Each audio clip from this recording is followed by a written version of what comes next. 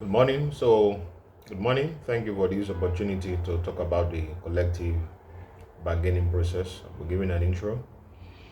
I'll be talking about I'll be giving definitions. I'm talking about the process, collective bargaining. I'll be talking about the preparation and research. I'm talking about the negotiation process. I'll talk about the agreement and drafting. I'll talk about the ratification. I'll talk about the implementation and monitoring. I'll talk about why collective bargaining matters, and I'll give a conclusion on collective bargaining. So thank you for this opportunity.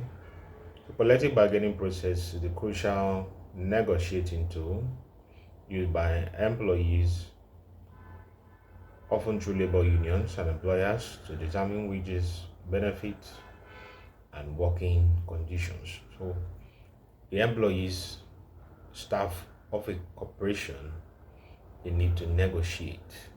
There's a need for negotiation to determine best working conditions. What will be the wages? Under what kind of conditions? Are we just going to come to work and just get paid whatever the employer says is a decent wage? Rather, there has to be a negotiation on what we want. There has to be an agreement.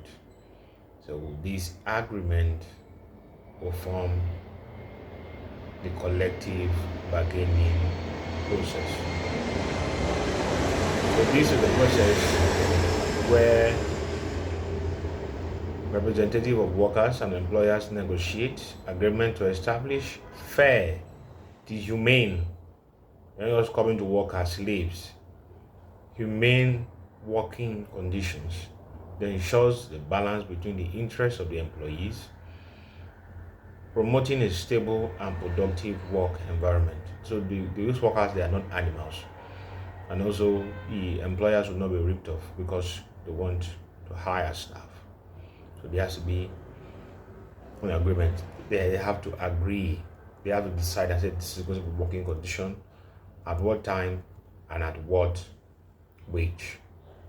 The minimum wage, they're going to pay above the minimum wage. The process of collective bargaining involves preparation and research. Both sides gather information, analyze current labor conditions, and set objectives. Like I said earlier, the minimum wage. No one should be paid below the minimum wage. The unions, they assess worker concerns, while employers review financial constraints and productive goals. Like I said earlier, you just employ people, then be able to throw money at the staff. There has to be an alignment between the profit and what is being produced and the worker percentage. So my two is the negotiation aspect. Representatives from both sides meet to discuss and propose terms including wages, benefits, working hours, and job security. Effective negotiation requires compromise, clear communication, and mutual respect. Then they move further to agreement and drafting. So once an agreement is reached, the terms are formalized in the written contract, ensuring legal clarity and commitment from both parties. So there's no gentleman's agreement, there's no handshake agreement. It is written down and it's clear. Then there's the ratification. The agreement is presented to employees for approval. If accepted, it becomes legally binding. If rejected, further negotiations may be needed. And also there's implementation and monitoring.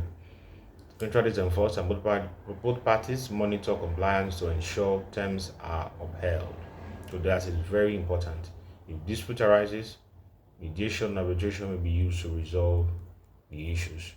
So this matters because it promotes fair labor standards, fair working conditions. These people have families, people have needs, people have to pay rent, people have to buy groceries.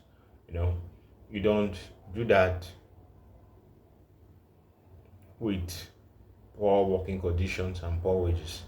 So, and also to reduce workplace conflict, enhance job satisfaction and productivity.